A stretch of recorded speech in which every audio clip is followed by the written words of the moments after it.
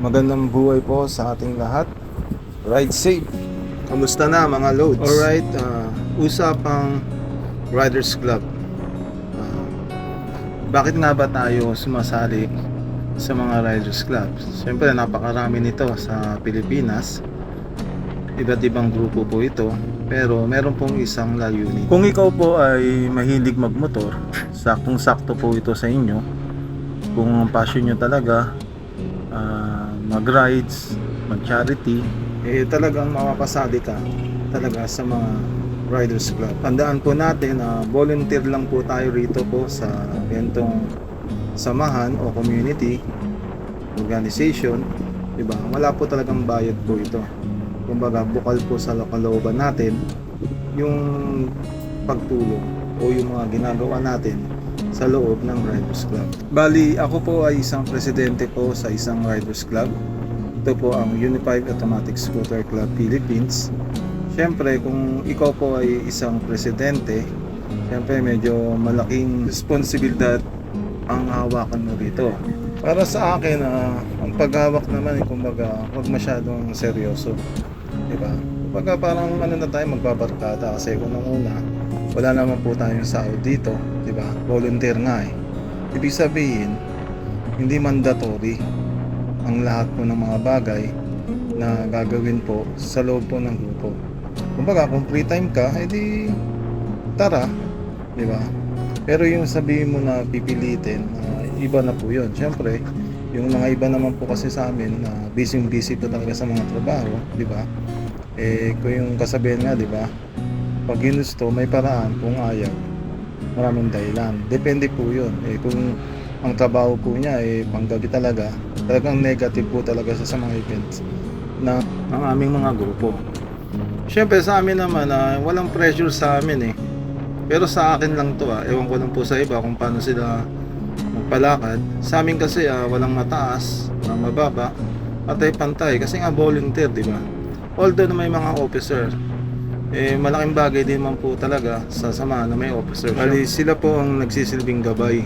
Kasi kung walang officer, syempre magkakagulo-gulo po yan. Dapat po talaga may officer. At sa amin naman po, kami mga officer, hindi naman po kami talagang tinatawag na patas militar, di ba? Kasi pangit naman po yung ganun, di ba? Yung pipilitin natin, di ba? Ngayon, kung sakaling hindi talaga sila active, nasa kanila na po yun Kung mga choice po nila yun, di ba? Kung bakit nag-i-stay pa sila sa aming grupo. Kumbaga, meron naman tayong aspirant tsaka official members. Siguro sa aspirant, halos hindi naman natin sila pinapakailaman dahil nga hindi naman sila official members. At least, nandun po sila, wala silang serial number. Kumbaga, makikita pa rin nila yung mga events ng mga pinupuntahan natin. Naman, pag nakita naman nila yon na talagang register naman at legit naman ang ating grupo, meron pa rin po talaga dyan na mag-a-active. Ngayon, sa usapang rules and regulations sa amin, sa amin naman maluwag kumbaga, tamang barkadahan lang, magkakapatid, parang pamilya. Walang pressure, walang masyadong bawal, diba? Diba, basic na lang, yung bawal talaga, yung bastos, diba? Bad words, yung napaka-basic na lang po yan. Ngayon sa amin naman po, about po sa pera, nagkakaroon lang po kami ng PTH kapag meron po kaming papalapit na charity or mga event ng Muntiparlas. Pero sa amin, ang pag-donate naman, walang pilitan, di ba? Kumbaga, ang pag-donate sa amin kusang loob. Kumbaga, kung hindi makapagbigay, wala pong problema yon. Wala pong tampuhan po yun. Kasi nga, volunteer nga lang po. Kung sino lang po yung nakakaluwag, yun lang po ang dapat magbigay. Kumbaga, huwag nating obligahin po ang mga tao na magbigay kasi nasa sa kanila naman po yan. Matatanda na sila. Choice po nila yun. Kung tutulong sila o hindi.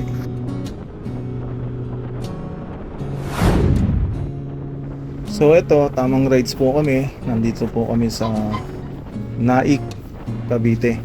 Papauwi na to Las Piñas. Yung iba naman po sa amin, papauwi, papuntang Parañaque. So ganito lang ang aming samahan, di ba? Di naman po kami nakapokus sa pagpaparami. Kumbaga, ginagawa na lang po namin itong masaya. Kung dumami kami, bonus na lang po yun. So eto, medyo pagod na, medyo lobat na. Siyempre, pagod na sa rides. Kaya medyo lobat na talaga ang ating pagkukwentuhan.